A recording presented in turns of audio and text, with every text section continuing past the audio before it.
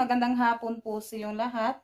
Yan mga kaibigan, ilalabas po namin yung, ano mga kaibigan, yung tawag dito? Yung katri, yung lagyanan sa, ano natin mga kaibigan, kutson. Yan, anuhin muna namin to mga kaibigan. Ano namin doon sa labas kasi, maano doon, mahangin kasi dito, kahit mag-electripan ka, sobrang init. Kaya doon muna kami sa labas magpapahangin mga kaibigan. Yan, anuhin na namin to sa Tres Marias. Doon muna kami magpapahangin sa labas. Yan, maraming salamat po sa lahat na nanonood sa channel namin at sa lahat na tumutulong at sumusuporta. Thank you po sa inyong lahat mga kaibigan. Yan si Ate Rinalyn. Mga kaibigan. Yan, ganyanin mo yung buhok mo Ate Rinalyn, bagay sa iyo. Tinatali yun dito. Kasi mainit. Mainit kasi yung panahon mga kaibigan, yung sa akin, hindi masyadong mga kaibigan, pinaano ko din kasi mainit. Yan mga kaibigan, yan mga kaibigan, po namin mga kaibigan, nakuha na po namin yung kutsun. Yan, ang dami na pala mga alikabok mga kaibigan. Yan. Anuhin ko muna, linisin ko muna. Kasi yung alikabok, dumidikit na pala yung mga alikabok. Yan, naisipan ni Ate Rinalyn na sa labas mga kaibigan. Daw doon, maglagay ng katre. Yan, kung hindi na na Ate Rinalyn, hindi ko ito tignan na na pala, madami na palang alikabok. Yan, naman natin ito. Ito yung dalhin namin kasi na siya, hindi siya masyadong mabigat mga kaibigan ba, kasi yung kalahati niya natanggal. Doon na naman namin ibalik sa pagkabit. Mag-ano muna kami doon kasi ngayon, Burnis Santo. Kaya doon muna kami sa labas, dito lang kami sa bahay na mga kaibigan ba. Kasi ngayon, Burnis Santo. Nagkuha ng tubo si ate.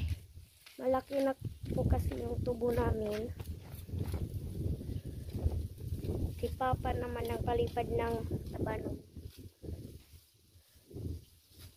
Yan. Makakain na yan, Tino. Kay dako naman.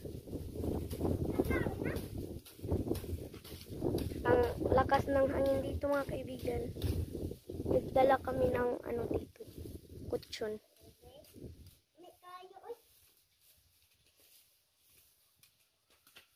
Kaibigan, hiniwan na po ni ate. At balatan pa yan para makakain na. Yan ang sarap. Matamis siya. Yan. Dito namin nilagay sa harap ng tindahan mga kaibigan. Yan. Yan, dito muna tayo magpahangin. Mga kaibigan, magandang hapon po sa inyong lahat. Yung mga kaibigan, mag-igib po kami ngayon ng tubig doon sa tabay ni Lola, sa balon ni Lola. Yan, magpaano po ako sa Tres Marias mga kaibigan. Tara ate! Kasi wala tayong pang sabaw sa dinungag at saka pang sa mga pinggan. Kung balo natin, kunti na yung tubig. Kung lang po kami nakadilig sa mga halaman mga kaibigan. Ngayon wala na talaga yung tubig, yan si Junjun. Hindi na maabot yung tangke. Hindi, yung hose. Yung hose sa balo natin mga kaibigan. Hindi sa tubig doon sa ilalim. O gani, hindi na siya sumipsip ng tubig. Hindi na kasi naabot yung tubig. Malalim na yung tubig ba. Nasa baba na, at saka yung hose ng pang sip-sip papuntang tangke.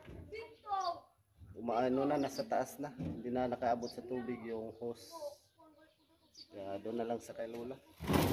Maglagay ko sa kuan ha. Yung mineral ba niya, kuan niya. Yan, nandun sa ilalim. Walang pagsabog sa...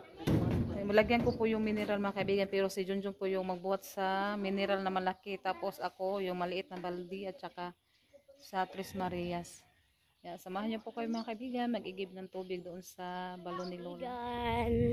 Punta na po kami sa kubo ni Lola.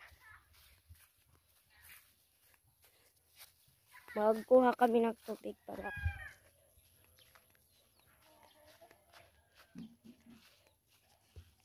yan, dito na kami.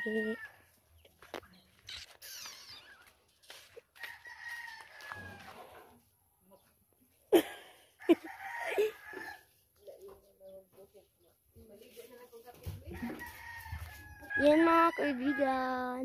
Nagtimba na si mama. Mama mga kaibigan.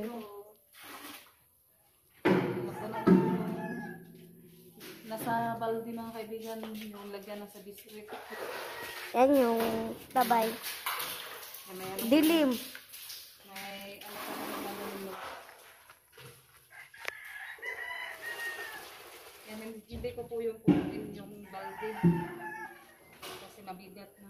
Nagdami tanim ni Lola. Yan, marami ditong kalamansi mga kaibigan. Mga saging. Yun naman si mama. Pauwi na kami. Yan, nandoon na si Junjun mga kaibigan, nagbuhat na siya. Dali Ramon. Mama. Si Junjun nandoon pa sa... Mga kaibigan, nagtimba kami kanina dito. Sinubukan namin kumuha ng tubig pero wala na. Kunti na lang talaga, tas yung makuhang tubig, ano na, malabo na. Lubog. Dito sa amin yung malabo, lubog. Yan yung tubig, nasa ilalim na. Abot na yung dapanas or bato sa timba. Kaya doon na lang sa kay Lola magkuha ng tubig.